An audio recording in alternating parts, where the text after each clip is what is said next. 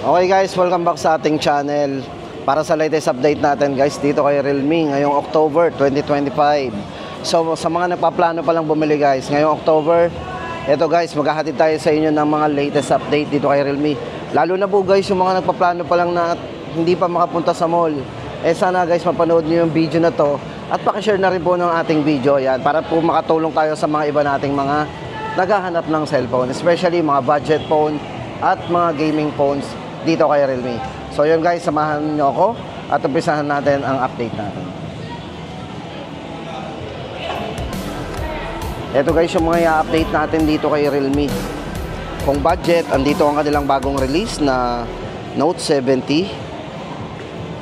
Yan. Tapos meron po silang tablet, yan, ang kanila pong Tech Life Pad Plus na 12 inches. Then, ito po yung Realme C61, budget din. At meron po sila ditong Realme C71. So, bagong release. At ang kanila pong C75 guys, available pa rin. Baka naghahanap po tayo ng C75 and C75X. Syempre, pagdating naman po sa kanilang mga flagship phone, andito po ang kanilang mga gaming phone din na flagship phone, ang kanila pong 15 series. Andito po ang kanilang 15 5G at ang kanila pong 15 Pro. Syempre guys, meron pa rin sila ditong display ng Realme 14 sa mga gamer guys. Tama-tama sa inyo to. Yan. Umpisa na po natin guys. Punta muna tayo doon sa kanilang pinaka-budget. Ito, punta tayo sa kanilang Note 70. Ito po yung pinaka-budget dito kay Realme guys, ang kanilang Note 70. Guys, kung kayo ay naghahanap ng mataas na battery, ang kanila pong Note 70, ito po ay merong 6,300 mAh battery. So ito po yung unang-unang highlights po ng kanilang Realme Note 70. So napakalaki ng battery, massive battery talaga to. Tapos guys, ito ay yung hawak nating variant, ito ay naka 12GB RAM, maximum yun na 64GB internal storage. Yan, para po sa presyo natin dito, ito po ay 4,399. Check nyo po yung design, no?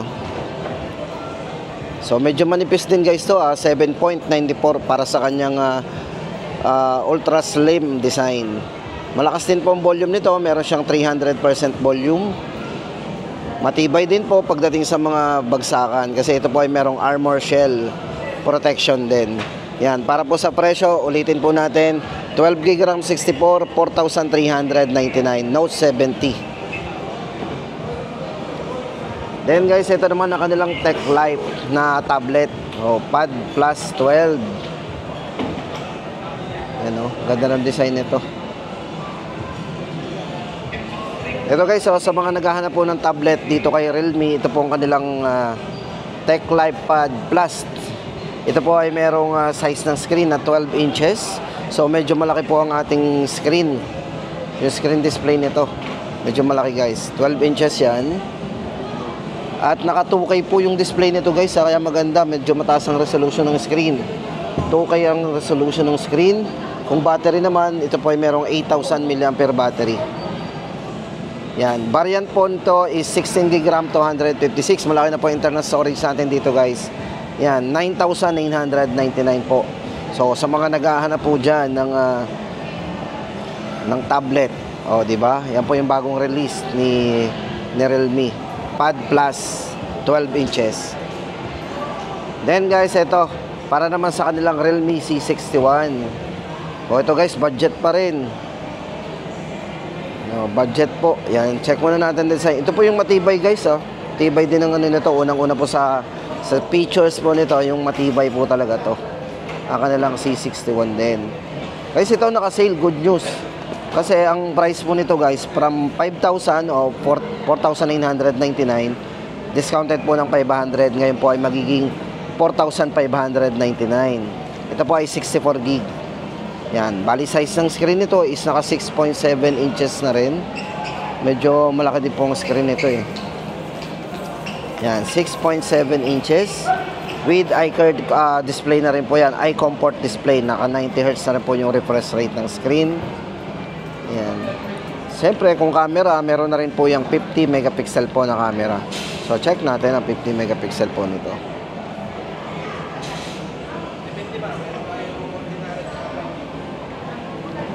O ayan guys, kung naghahanap lang din tayo ng budget, Realme C61, 4,599, 64GB. Then guys, ito, bago po nilang release, C71. For Realme C71 guys, ito, kung more on camera tayo, ang dami natin pwedeng gawin sa camera nito. So meron na rin po yung mga AI camera. Ayan. Guys, ito, maganda po sa kanilang C71. Meron po yung malaking battery din, 6,300 mAh massive battery. Supported po ng 45 watts po yan, fast charging na din. Pagdating po sa design, ito po ay merong 7.7mm o 7.79mm po para sa kanyang slim body design. Matibay po kasi ito po ay naka-armor shell. Yan, armor shell po yan. Protection na rin. 120Hz na rin po yung screen refresh rate nito. Yan, para sa kanyang smooth display. At syempre yan, sa mga mahilig dyan sa sa game, pwede na rin naman po yan. So yan, ito po yung design niya guys, sa likod. Light featherweight design. So kung camera naman, meron siyang 50 megapixel po para sa kanyang main camera. So check po natin ang main camera. Video. So naka 1080 na rin po yung kanyang camera resolution. Yan, presyo po natin guys dito, dalawang variants. Meron po yung 12GB RAM 64, 5,499. Then yung 12GB RAM o yung 18GB. So may maximum pala siyang 18GB RAM. 128, 6,499. Realme C71. Tapos guys, ito na, punta naman tayo sa kanilang C75 at yung kanilang C75X. Ito guys, medyo hawig din po yung design ng dalawang to. Ito pa yung C75. Then ang C75X po, difference lang po yung design na konting-konti lang po. Sa size ng screen, parehas po. Ito guys, unahin natin ang kanilang C75X. Maganda po dito guys, ito ay pagdating sa durability, napakataas po ng nito, ng IP rating. Naka IP68 and IP69 po to. Dust and water resistance. So pwede ito masubmerge guys sa tubig sa lalim na 2.5 meters for 30 minutes. Yan. 5,600 mAh battery, talagang pang all day battery po natin yan. Supported po ng fast charge po, naka 45 watts na rin. Matibay nga po yan, naka military grade shock resistance din po yan, armor shell protection. Yan, C75X, price po natin dito is 7,999. Ito po ay may maximum RAM na 24GB RAM, 128. Yan, 7,999. Then, ang kanila pong C75, ito guys is 4G ha, itong mga nami-mention natin, 4G po yung edition na yan. Then, for Realme C75, yan, ito po ay merong RAM na 24 at ang internal storage po nito ay 256GB na. Yan, malaki po ang battery, 6,000 mAh massive battery. Meron din po yung 4-year long lasting durability pagdating sa battery. Processor ang ginamit po dito is Helio G81 Ultra processor. Ayan, 45 watts na rin po yung kanyang charging. Camera is meron na ring 50 megapixel po pagdating sa kanyang main camera. Yan, Realme C75, ito po yung waterproof, quarry-proof. So, accidentally mahulog sa tubig, makakasurvive talaga to. Price po nito, 9,999. Realme C75. Tapos guys, ito, punta na tayo sa mga gamer guys ha. Ito, para sa mga gamer, ito naman yung kanilang Realme 14 guys. Ito, available po yung kanilang Realme 14 5G. Performance, ayan na yan beyond limits. So, ito po yung kanilang gaming phone. Yan. Ito guys, battery nito, meron po itong check muna natin ang design guys. Titingnan natin mabuti yung design. Ganda po ng design nito. So talagang napaka-intense. Ang gandang hawakan. Siyempre kung mag-gamer tayo, tama-tama yung mga ganitong design. Guys, ito pagdating sa kanyang vapor chamber cooling system. So meron po siyang built-in. No worry tayo na mag-iinit yung ating si 14 5G kasi ito pa ay merong 6,050 mm vapor system, cooling system po yan. Meron siyang ganon. So, pagdating naman po sa refresh rate, naka 120 FPS po yan para sa mga mahilig maglaro dyan. Yan, smooth gaming experience. Then battery, hindi kayo mabibitin, 6,000 mAh battery. Supported po yan ng 45 watts po fast charging. Size ng screen, ito yung naka 6.67 inches at naka full high definition plus display. At syempre guys, sa bibid ang display nito kasi AMOLED display na po yan. O, diba? Tapos ito ay meron na rin pong TUV Rainland low blue light certified. So ibig sabihin guys nun, hindi yan masakit sa mata. Naka low blue light po yan. Tapos itong variant na hawak natin ay naka 16GB RAM 256. Hindi na tayo mabibitin sa internal storage nito.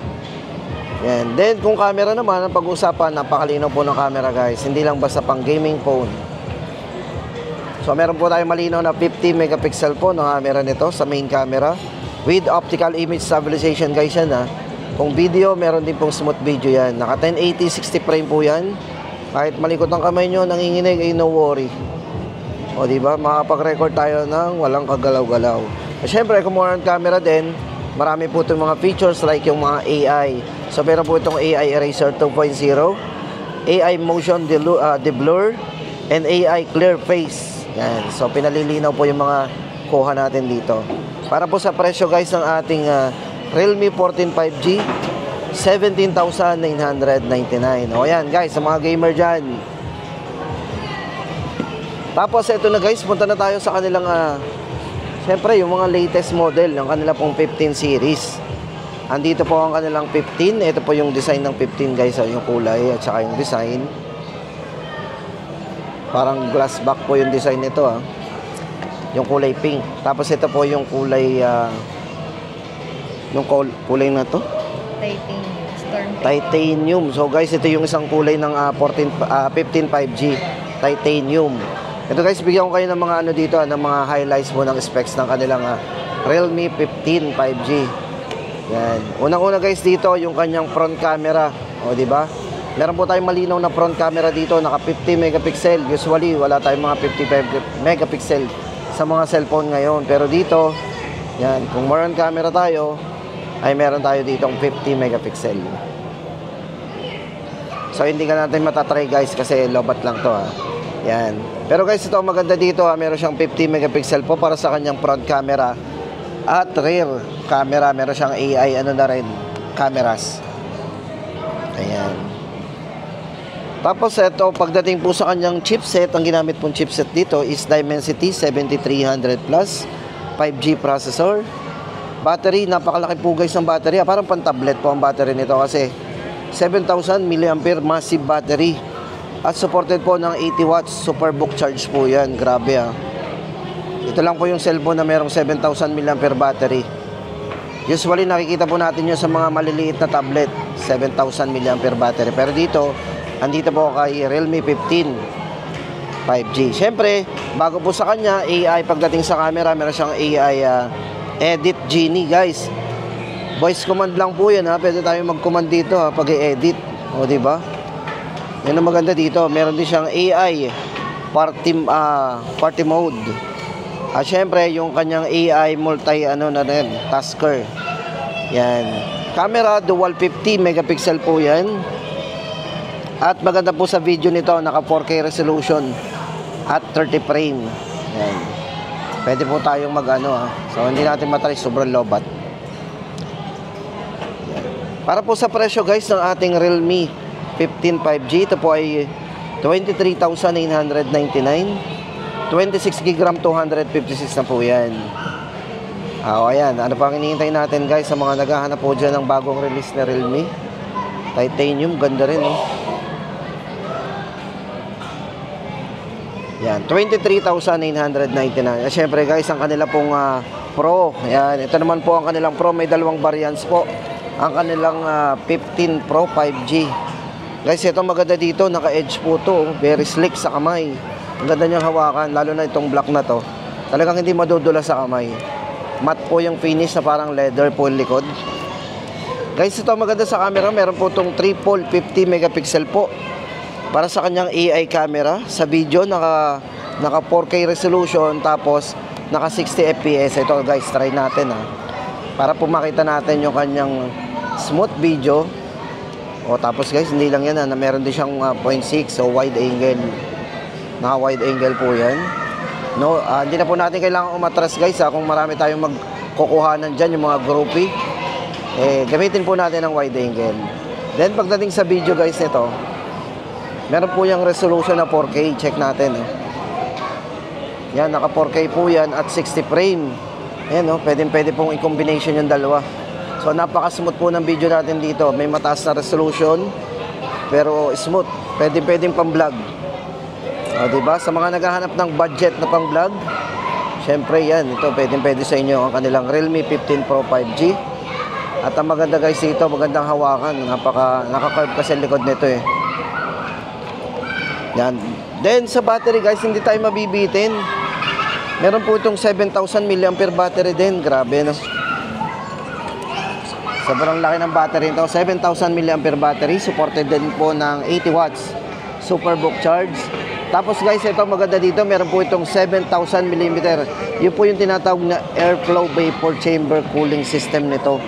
So sa mga nagwo-worry na baka uminit po ang cellphone, no worry na tayo kasi nga po meron siyang 7,000 mm yan na airflow vapor chamber cooling, di ba? Tapos ang maganda pa dito, yung refresh rate po ng screen nito, ang taas na 144. Ang kanya pong tapos guys, ang display nito, naka 4D po yan ang display nito, naka 4D. Yung curve display niyan. Tapos 144 Hz po yung refresh rate ng screen. Napakabilis mo nitong mag-response, di ba? Then, kung processor naman po pag-uusapan natin, ito po ay merong ito po ay naka-Snapdragon 7 Generation 4 na. So, siya pa lang po yung naka-Generation 4 5G processor. Yan. Siyempre, yung ginamit pong metal guys dito, kung mapapansin nyo po yan, ginamitan po ito ng luxury material design.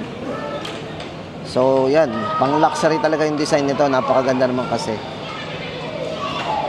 Syempre yung ilaw po nito, yan customizable, may tinatawag po siyang customizable pulse light. So ito pong ilaw nito ay pwede po nating baguhin sa settings. Yan, para po sa dalawang variants po ng kanilang Realme 15 Pro 5G, yung latest model po ni Realme ngayon. 26 GB RAM 512. Kung gusto po natin ng 512 nito ay 30,999 at 27,999 naman kapag ka 256 GB. So yan na guys ang ating pinaka-latest update dito kay Realme. Especially guys ngayong October, yan makakapaghanda na po yung mga gustong bumili ng Realme ngayon.